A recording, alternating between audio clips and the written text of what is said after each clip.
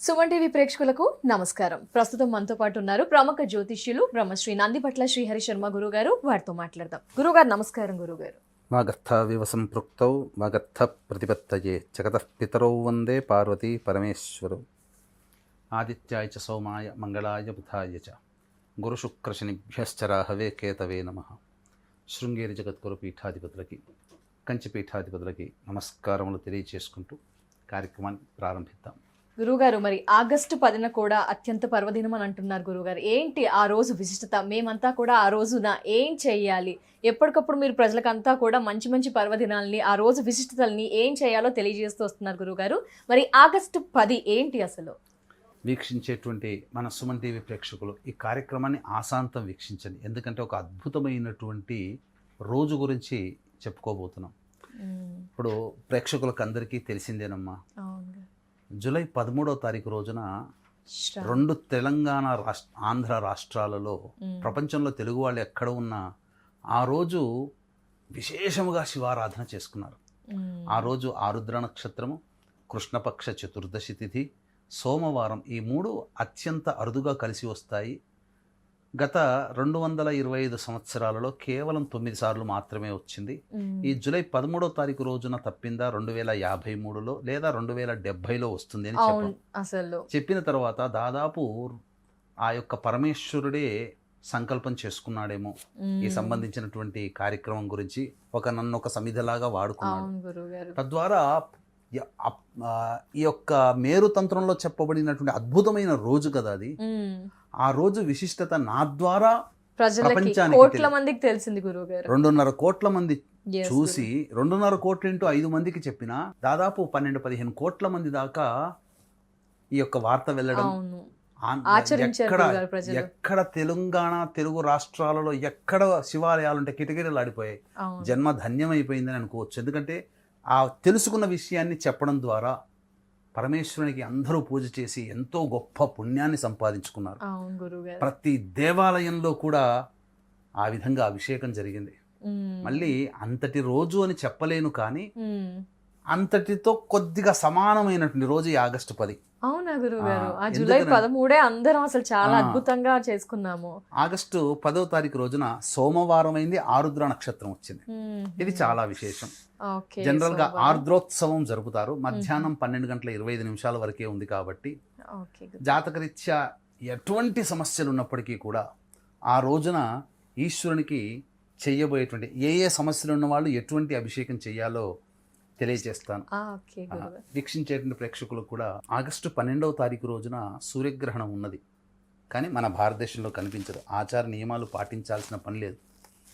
కానీ ఆ గ్రహణం ఏర్పడుతున్నటువంటి సమయానికి మన ఇండియాకి టైం కన్వర్ట్ చేసుకుంటే రాత్రి 9:25 నుంచి ప్రారంభమై మధ్యరాత్రి 1:46 వరకు ఉంటుంది.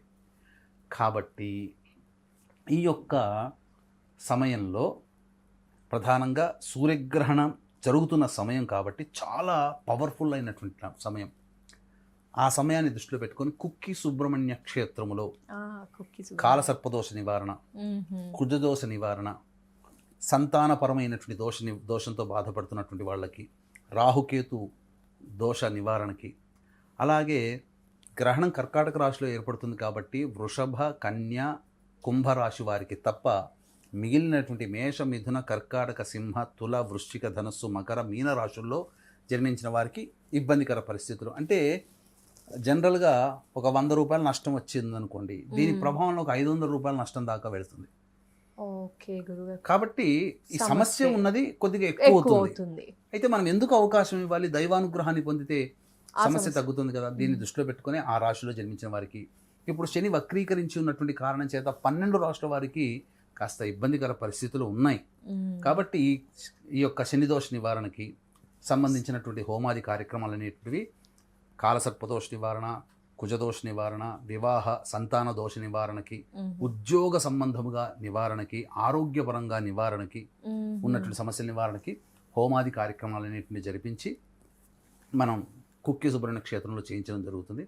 అవకాశం ఉన్నటువంటి వాళ్ళు స్క్రీన్పై కనిపిస్తున్నటువంటి నెంబర్కి కాంటాక్ట్ చేసి గోత్రనామాలు నమోదు చేసుకోవచ్చు. కరుంగలి మాల ఈ యొక్క కార్యక్రమంలో ఇవ్వడం జరుగుతుంది. ఇక ప్రధానంగా అనేక రకాల సమస్యలు ఉన్నాయని చెప్పాం కదా. ఈ సమస్యలకి వివాహం కానటువంటి అబ్బాయిలకి అమ్మాయిలకి దోష నివారణకి పటిక బెల్లం పొడిని నీటిలో వేసి ఆ నీటితో ఈశ్వరునికి అభిషేకం జరిపించి గన్నేరు పూలు మల్లెపూలతో అర్చించాలి. ఉద్యోగ సమస్యలతో బాధపడుతున్నటువంటి వాళ్ళు చెరుకు రసంతో ఈశ్వరుడికి, లేకపోతే బెల్లాన్ని నీటిలో కలిపిన ఆ నీటితో ఈశ్వరునికి అభిషేకం చేసి ఎర్ర జిల్లేడు పుష్పాలతో అర్చించాలి.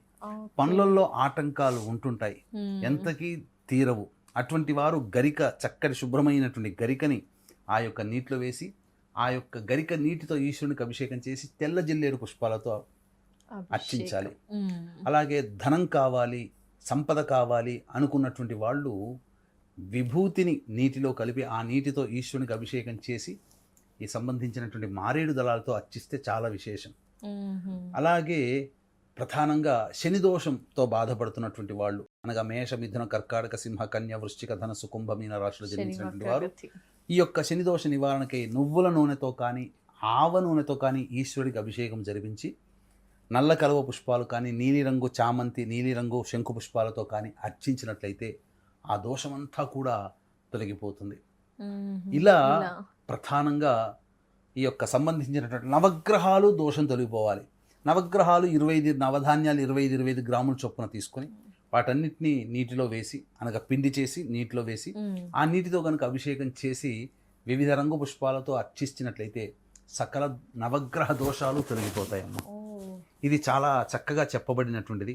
ఈ రోజున విశేషంగా 12:25 మధ్యాహ్నం వరకే ఆరుద్ర నక్షత్రం ఉంది కాబట్టి ఎవరైతే తమ యొక్క సంకల్పం నెరవేరాలని, ఏ సంకల్పమైనప్పటికీ కూడా ఈశ్వరారాధన చేసి ఆ రోజున గంజివార్చినటువంటి అన్నాన్ని చల్లబరిచి ఆ అన్నముతో శివాయ నమః అంటూనైనా లేదా నమక పారాయణంతో అభిషేకం కనుక చేసినట్లయితే తప్పకుండా తమ అభీష్టం నెరవేరుతుంది. అంతేకాకుండా ఈ రోజున ప్రధానంగా ఆవు నెయ్యి, అలాగే తేనె మరియు అన్నము వీటిని కలిపి శివలింగాకృతిగా చేసి ఎవరైతే అభిషేకం చేసి దాన్ని ప్రవహిస్తున్న నీటిలో కానీ లేదా బకెట్ నీటిలో కానీ వేసి నిమజ్జనం చేస్తారో తప్పకుండా 41 రోజుల్లో వాళ్ళ యొక్క సంకల్పం నెరవేరుతుంది.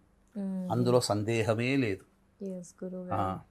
అలాగే ఒక పావు కిలో పచ్చకర్పూరాన్ని పెట్టి ఆ స్వామికి అభిషేకం చేసిన తర్వాత ఆ పావు కిలో పచ్చకర్పూరము ఆ స్వామి ముందర దీపం వెలిగించినట్లయితే అసలు 21 రోజుల్లో వాళ్ళ యొక్క సంకల్పం నెరవేరుతుంది. సకల దోషాలు తొలగిపోతాయి.